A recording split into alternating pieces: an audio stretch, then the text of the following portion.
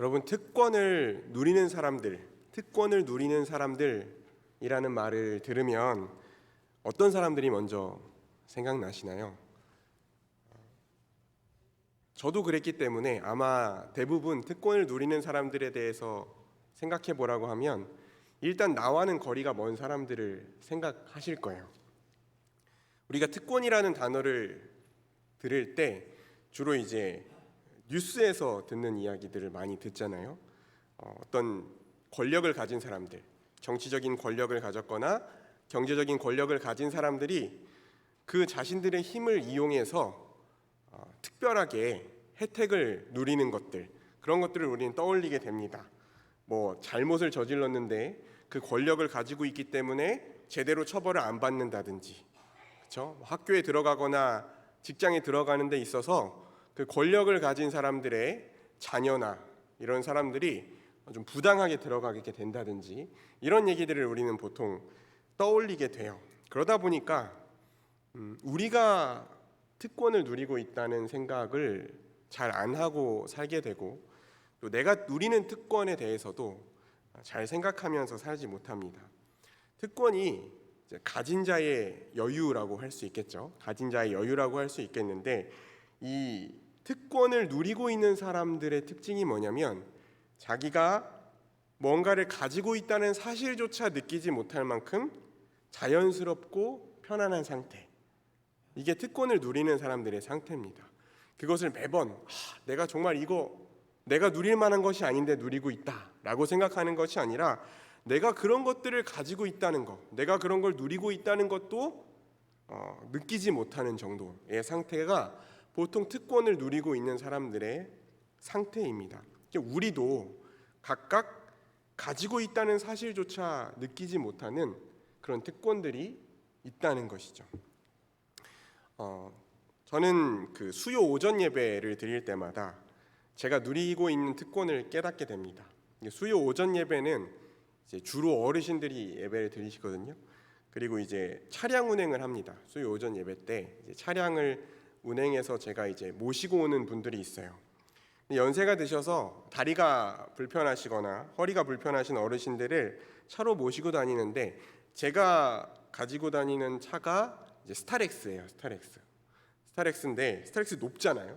높기 때문에 이 타고 내리기가 쉽지 않아요. 그러니까 어르신들 같은 경우에는 도움을 받지 않으면 타고 내리기가 쉽지가 않습니다. 그리고 문이 이렇게 옆으로 닫는 문이잖아요. 이 옆으로 닫는 문이 조금만 경사가 있어도 이게 열고 닫는 게 쉽지가 않습니다. 이게 슬쩍 닫으면 안 닫히잖아요. 다시 열었다 닫아야 되잖아요. 그러니까 힘을 주어서 확 닫아야 이게 탁 닫히는데, 이게 약간 이렇게 경사가 있으면 어르신들이 그걸 못 닫으십니다. 열기도 어렵고 닫기도 어려워요. 그래서 제가 이제 보통 타고 내리실 때마다 차를 세우고 이제 비상등을 켜놓고 내려서 발받침을 놓고 문을 열어드립니다. 그리고 타시는 걸 보고 다시 문을 닫고 이제 제가 운전석에 앉아서 운전을 하곤 하는데, 그때마다 평소에 내가 아무런 불편함이 없이 차를 타고 내리고 문을 열고 닫고 할 수 있다는 것이, 그러니까 이 젊다는 것이 내가 누리고 있는 특권이구나라는 것을 정말 그 수요일 오전마다 매주 느껴요. 매주 그걸 반복하는데도 새삼스럽게 매주 그걸 느끼게 됩니다. 그러니까 잘 생각해 보면 우리가 이렇게 누리고 있는 특권들, 우리가 너무나 당연하고 자연스럽게 누리고 있는 특권들이 굉장히 많을 거예요. 근데 오늘 우리가 읽은 본문에는 하나님이 아주 큰 특권을 주신 사람들이 나오는데요. 그 사람들이 그 특권을, 하나님이 주신 특권을 가지고 하나님께 감사하면서 하나님을 위해서 사용하지 않고 죄를 짓는 데에 사용한 사람들이 나옵니다. 하나님이 주신 특권을 가지고 죄를 짓고 자신들의 쾌락을 위해서 그 특권을 사용한 사람들이 나와요. 오늘 이 본문을 같이 살펴보면서 하나님이 우리에게 주신 특권이 무엇인지, 그리고 그 특권을 우리가 어떻게 누리고 사용해야 하는지에 대해서 같이 생각해 보려고 합니다. 제가 이 사무엘상을 다루면서 지금 1, 2장을 같이 살펴봤는데, 앞에 이야기를 간략하게 나누면 이제 한나라는 여인이, 아이를 낳지 못한 한나라는 여인이 여호와 하나님 앞에서 간구하면서 하나님의 은혜로 아들을 낳게 됐습니다. 사무엘이라는 아들을 낳게 됐어요. 그리고 한나는 하나님께 서원했던 대로 자기 아들 사무엘을 여호와 하나님께 바칩니다. 그리고 그 아이는 이스라엘 백성들이 하나님과 만나는 장소인 회막에서 제사장들을 도와서 여호와 하나님을 잘 섬겨요. 그리고 이때 이 어린 사무엘이 회막에서 여호와를 섬기고 있을 이때에 이스라엘의 대제사장이자 사사의 직무를 맡고 있었던 사람이 엘리라는 사람입니다. 엘리. 이스라엘의 최고 종교 지도자라고 할 수 있겠죠. 그리고 이 엘리에게 두 아들이 있었습니다. 이 두 아들도 이제 제사장이었어요. 그런데 이 대제사장의 아들들, 이 두 아들이 온갖 악한 일을 저지릅니다. 그리고 그 악한 일을 저지르는 것이 정말 은밀한 곳에서 간혹 일어나는 것이 아니라 온 이스라엘 백성들이 다 알고 있는 상황이었어요. 그 아들들의 악행이 온 이스라엘에 다 퍼져 있었습니다. 우리가 읽은 사무엘상 2장 중반부를 보면 이 엘리의 아들들이 한 일이 자세히 기록되어 있는데 이 2장 12절에 보면 엘리의 아들들이 행실이 나빠서 여호와를 알지 못하더라 그랬습니다. 엘리의 아들들은 행실이 나빠 여호와를 알지 못하더라.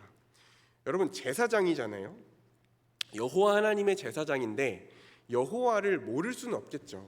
여호와를 알지 못했다는 게 정말 하나님이 누군지 그 여호와라는 이름을 몰랐다는 것이 아니라 여호와 하나님의 말씀을 의식하지 않고 무시하면서 마음대로 악한 일을 행했다는 것입니다. 여호와 하나님의 제사장임에도 불구하고 여호와 하나님의 말씀, 여호와 하나님을 의식하지 않고 무시하면서 마음대로 살았다는 거예요. 악한 일을 마음대로 행한 겁니다. 근데 그 수위가 높아요. 이 악한 일을 행한 것이.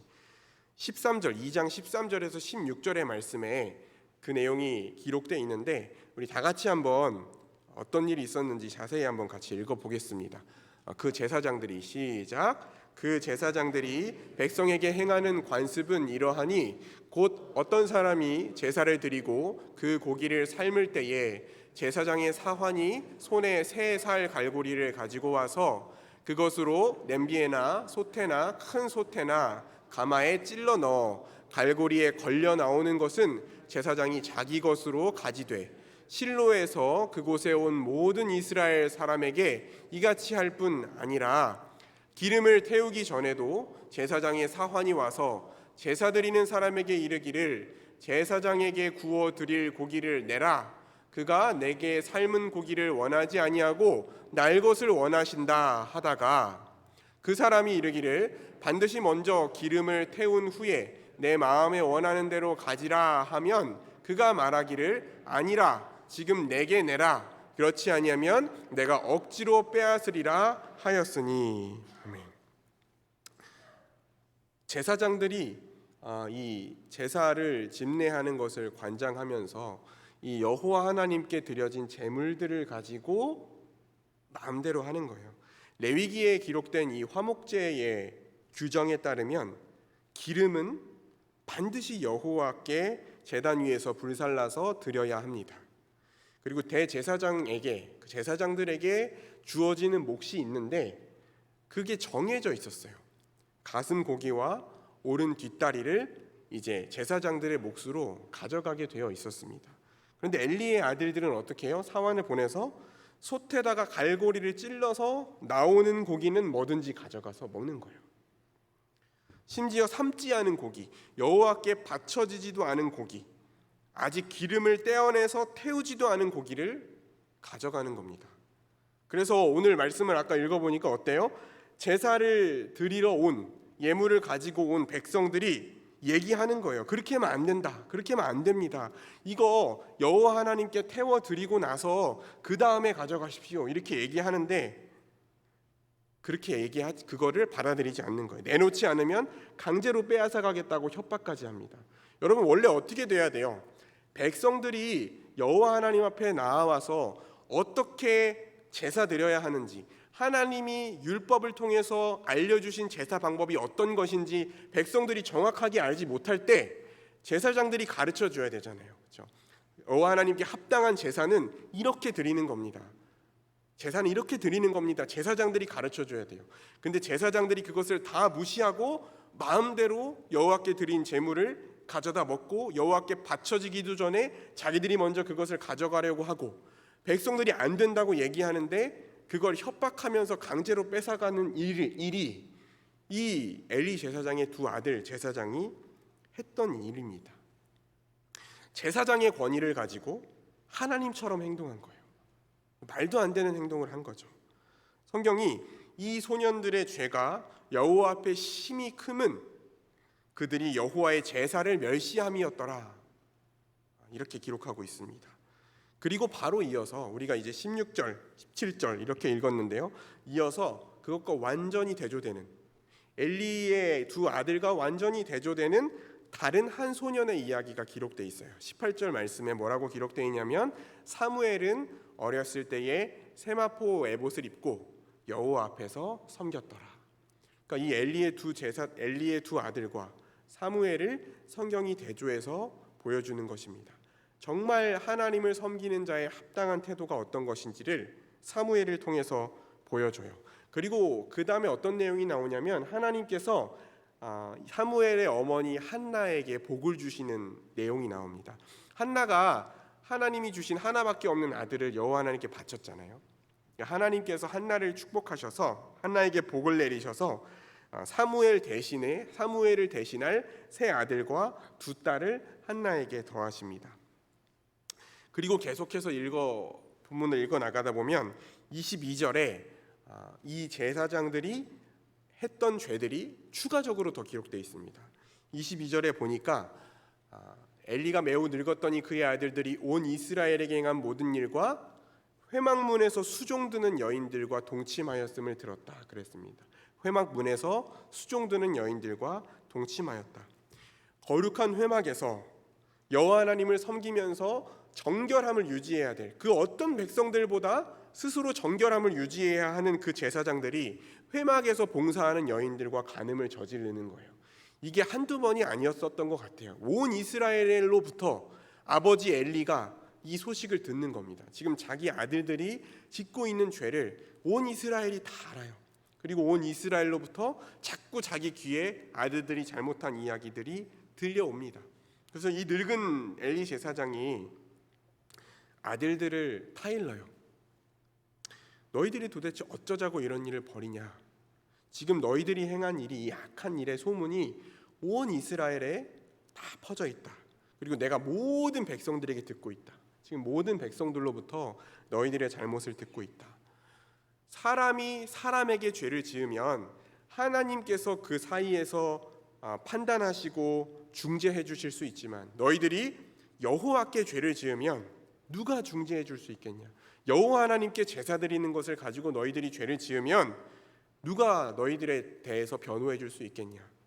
이렇게 얘기하는데 아들들이 아버지의 말을 듣지를 않습니다.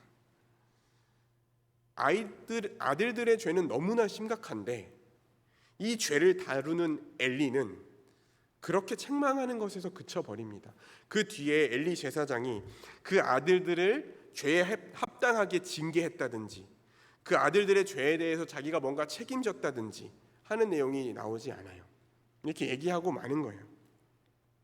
하나님이 이 엘리와 엘리의 아들들을 심판하시기로 작정하십니다. 당연히 심판받아야 마땅한 상황이죠. 그리고 이 엘리의 아들들이 했던 이야기, 지금 회막에서 동침한 이야기가 나온 뒤에 다시 한번 또 사무엘의 이야기가 기록되어 있습니다. 26절에 보면 아이 사무엘이 점점 자라매 여호와와 사람들에게 은총을 더욱 받더라 그랬습니다. 마치 예수님의 어린 시절을 기록한 것처럼 여호와 하나님 앞에 그리고 사람들 앞에서 은총을 받으며 자라가는 사무엘의 모습이 대조적으로 나오죠.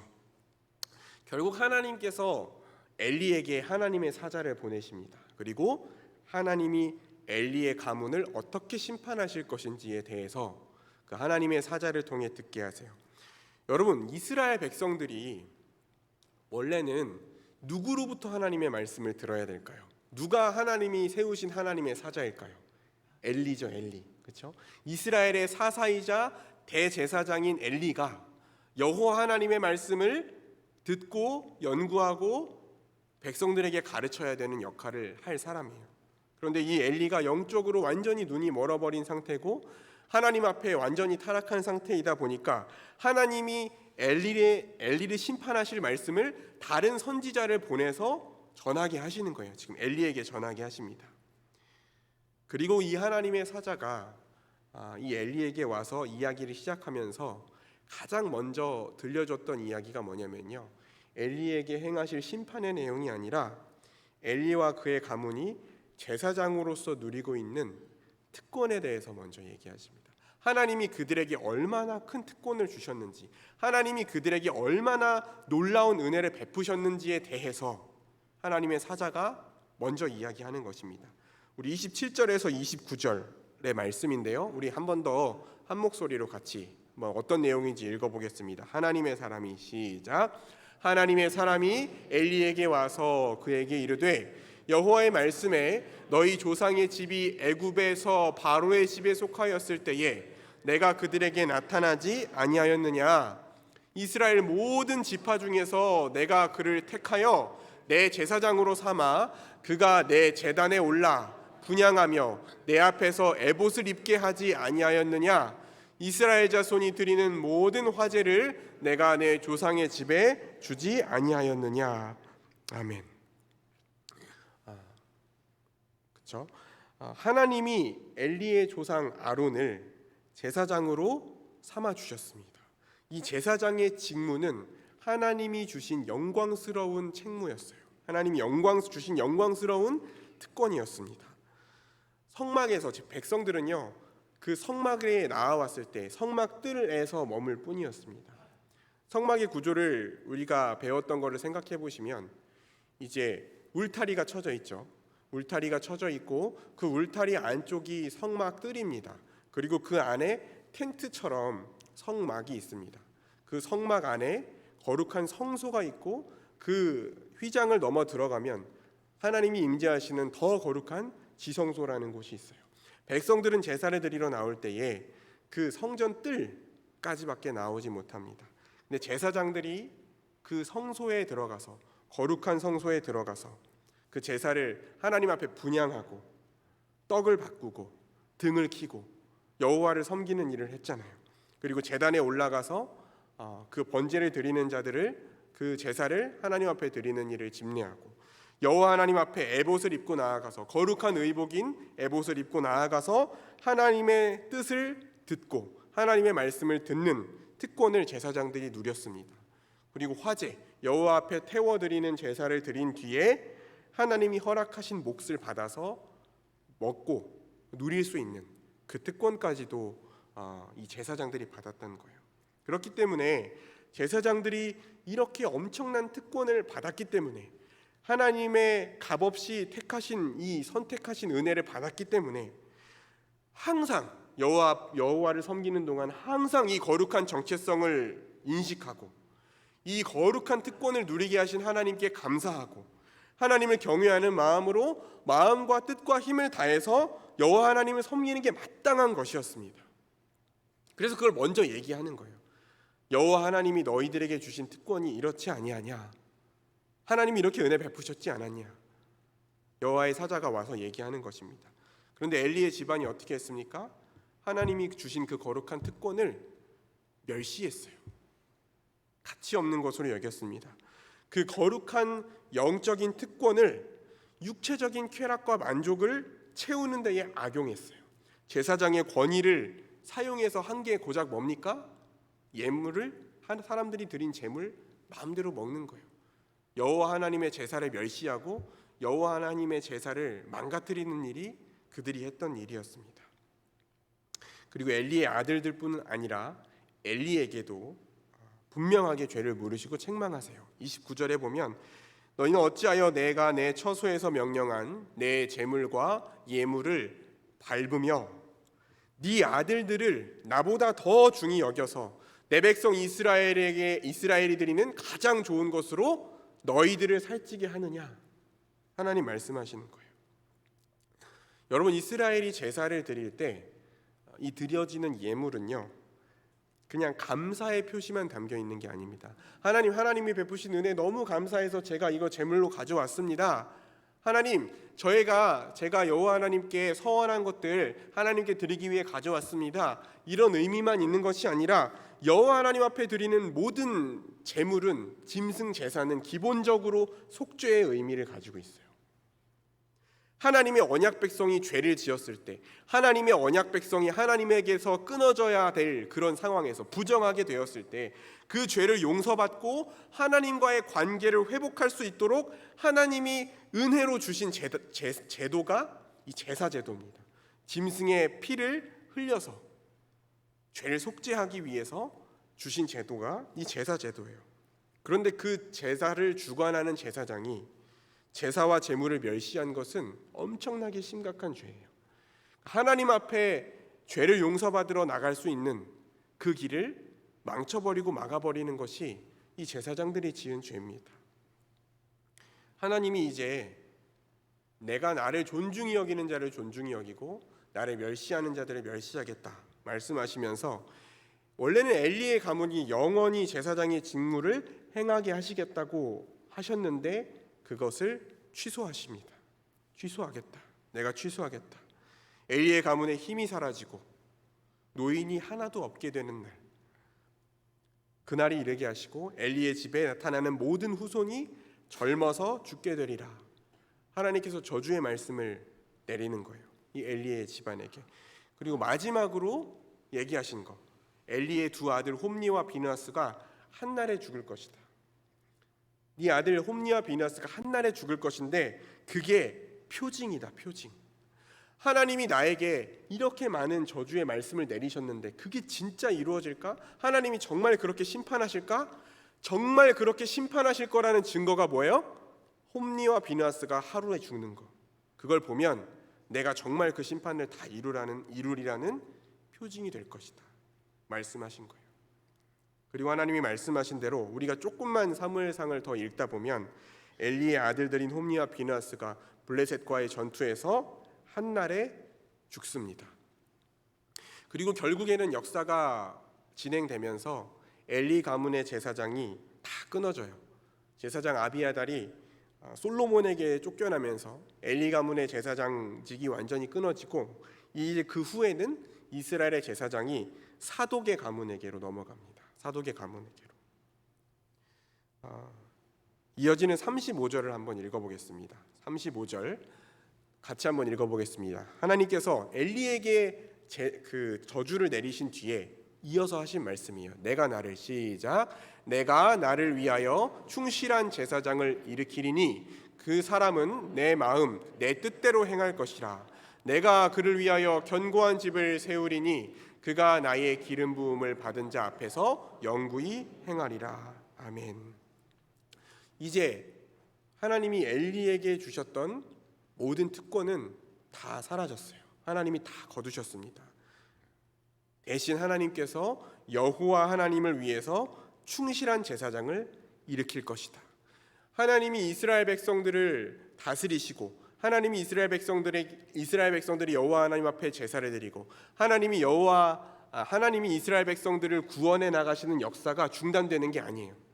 엘리 제사장이 잘못했다고 해서 그 구원 역사가 중단되는 것이 아니라 하나님께서 타락한 엘리와 그의 아들들, 그 엘리의 가문 대신 이스라엘 백성들을 이끌어갈 제사장을 일으키시겠다. 하나님의 마음대로, 하나님의 뜻대로 행하는 제사장을 일으키실 것을 약속하시면서 이스라엘 백성들에게 구원의 약속, 새로운 구원의 약속을 해주십니다.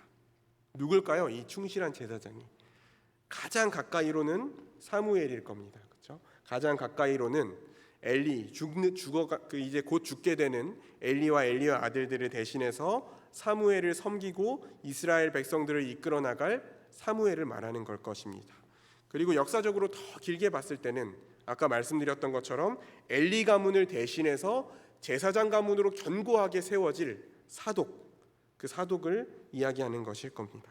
그리고 더 나아가서 하나님의 영원한 구원 역사를 봤을 때 하나님이 일으킬 하나님의 마음과 하나님의 뜻대로 충실하게 행할 제사장, 영원한 대제사장이신 예수 그리스도를 하나님께서 세우시고 보내실 것을 말씀하는 것입니다. 여러분, 그렇다면 오늘 우리가 살아가고 있는 오늘날에 하나님께서 하나님을 위해 일으키실 그 충실한 제사장이 누굴까요? 오늘 우리가 살아가는 이 시대에 충실한 제사장이 누굽니까? 하나님의 마음, 하나님의 뜻대로 여호와 하나님을 위해서 세우신 충실한 제사장이 누굴까요? 예수 그리스도를 믿고 성령을 받고 참되고 영원한 대제사장이신 예수 그리스도와 연합되어서 그리스도 안에서 왕 같은 제사장의 직분을 받은 사람들이 있습니다. 그 사람들이 누굽니까? 주님의 교회, 저와 여러분입니다. 저와 여러분이 오늘 이 시대에 여호와 하나님이 자기를 위하여서 세우신 여호와를 위한 충실한 제사장이에요. 예수 그리스도를 머리로 한 주님의 영광스러운 교회가 이 시대의 충실한 제사장입니다. 우리는 오히려 구약 시대의 제사장들이 누렸던 것보다, 그 특권보다 더 온전하고 더 확실하고 더 영광스러운 특권을 받은 사람들입니다. 우리 한 명 한 명이 그런 특권을 받은 사람들이에요. 이 특권은 내가 얼마나 큰 교회를 다니고, 내가 얼마나 성경을 많이 알고, 내가 얼마나 많이 봉사했고, 내가 교회에서 얼마나 많은 사람들과 관계를 맺고 지내는지와 상관없이 우리 주 예수 그리스도가 성경대로 십자가에서 나를 위해 죽으시고 성경대로 다시 살아나셨다는 것을 믿는 사람들, 그 예수 그리스도의 십자가 복음을 믿고 정말 예수님을 나의 구원자로 믿고 의지하는 사람들, 예수 그리스도를 정말 나의 인생의 주인으로 믿고 모든 민족의 주인으로 믿고 역사를 심판하시고 마치실 심판자이자 구원자로 믿는 사람들, 그 예수 그리스도를 진정으로 믿는 사람들, 주와 구원자로 믿는 사람들이 누구나 받아 누리는 특권, 그것이 바로 오늘날 하나님의 새 언약 백성으로서 왕 같은 제사장의 특권입니다. 그리고 이 특권을 받아 누리는 사람들에게는 책임이 있어요. 합당한 삶이 있습니다. 그 특권을 가진 사람들에게 하나님이 원하시는 합당한 삶이 있습니다. 하나님의 진노와 심판으로부터 우리를 구원하시기 위해서 화목제물이 되신 그 예수 그리스도의 십자가 은혜를 믿는 것, 그리고 기억하는 것, 그리고 그 은혜를 아는 자로서 합당한 예배를 하나님께 드리는 것, 이게 기본적으로 우리가 살아야 할 제사장으로서의 삶입니다. 머리 되신 예수 그리스도의 통치에 순종하는 것이 하나님을 경외하는 충실한 제사장들에게 하나님이 원하시는 삶이에요. 그리고 또 하나님의 말씀을 분명하게 알아서 하나님을 알지 못하는 사람들에게 복음을 성경대로 정확하게 가르치고 알려주고, 그 말씀에 내가 먼저 순종하는 거룩한 삶을 통해서 예수 그리스도를 알지 못하는 사람을 하나님께로 인도하는 사명, 사람과 여호와 하나님, 죄인과 여호와 하나님을 연결시키고 그 죄인들을 여호와 하나님께로 인도하는 역할, 그 역할이 바로 제사장의 사명이에요. 오늘날 주님의 교회에게 하나님께서 원하시는 사명이 그런 사명들입니다. 그런데 우리가 이 여호와를 위한 충실한 제사장이라는 정체성을 잊고 살아갈 때가 많은 거죠. 우리가 그 정체성을 잊어버리고 살아갈 때가 많은 겁니다. 우리가 받은 그 특권을, 그 엄청난 은혜를 정말 특권이라는 것을 알지 못하고 그것을 감사하지 못하고 살아갈 때가 너무 많은 거예요. 예수 그리스도의 피로 죄를 용서받는 특권, 언제 어디서나 하나님을 예배할 수 있는 특권, 예수님의 이름으로 하나님을 아버지라고 부르면서 기도할 수 있는 특권, 이 특권, 예수 그리스도의 피값으로 우리에게 주신 그 제사장의 특권, 그것이 얼마나 놀랍고 영광스러운 것인지를 우리가 잊고 살아갈 때가 많은 거예요. 그래서 하나님이 우리의 신분을 바꿔주신 것을 무관심하고 귀찮고 부담스러운 것으로 우리가 여기고, 신앙을 그저 나를 좀 더 개발하는 수단으로 여기고, 하나님을 내 욕심을 채우고 내 목표를 이루기 위한 하나의 수단으로 삼으려고 할 때가 우리 안에 많이 있잖아요. 우리가 그 은혜를 은혜로 여기지 않기 때문에, 우리가 그 특권을 귀하게 여기지 않기 때문에, 너무나 당연한 것으로 여기고 여호와를 알지 못하는 사람처럼 살아가기 때문에 우리에게 나타나는 모습들입니다. 우리 대전 남부교회 성도 여러분이 우리 예수 그리스도 안에서 받은, 예수 그리스도의 피값으로 얻은 그 여호와를 위한 충실한 제사장이라는 이 거룩한 직분을 항상 기억할 수 있기를 축원합니다.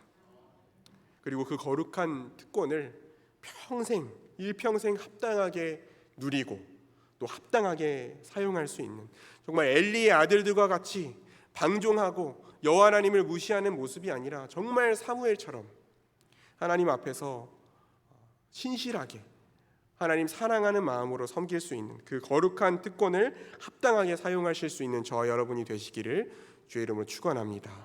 기도하겠습니다. 하나님 아버지, 아무 자격 없는 우리들을, 죄로 인하여서 영원한 형벌과 저주를 받아야 마땅할 우리들을 예수 그리스도의 십자가 그 피 흘리심으로 구원하셨을 뿐만 아니라 하나님의 왕 같은 제사장으로 하나님을 이 땅 가운데 전하고 하나님을 섬기고 하나님을 예배하고 하나님의 통치를 받는 거룩한 특권을 누릴 수 있는 자들로 세워주신 은혜에 감사합니다. 하나님, 우리가 그 영광스러운 특권을, 그 놀라운 특권을 잊어버리고 우리가 마치 여호와를 알지 못하는 사람들처럼 살아갈 때가 많은데, 하나님 우리에게 은혜를 베풀어 주셔서 우리가 날마다 하루를 살아갈 때에 그 거룩한 정체성을 잊지 않고 살아가게 하시고, 그래야 해서 우리의 일평생, 우리의 모든 삶을 통하여서 우리가 받은 은혜에 합당한 영광을 하나님께 올려드리며 또 우리의 신분에 합당한 거룩한 삶을 잘 살아나갈 수 있도록 은혜 베풀어 주옵소서. 예수님 이름으로 기도합니다. 아멘.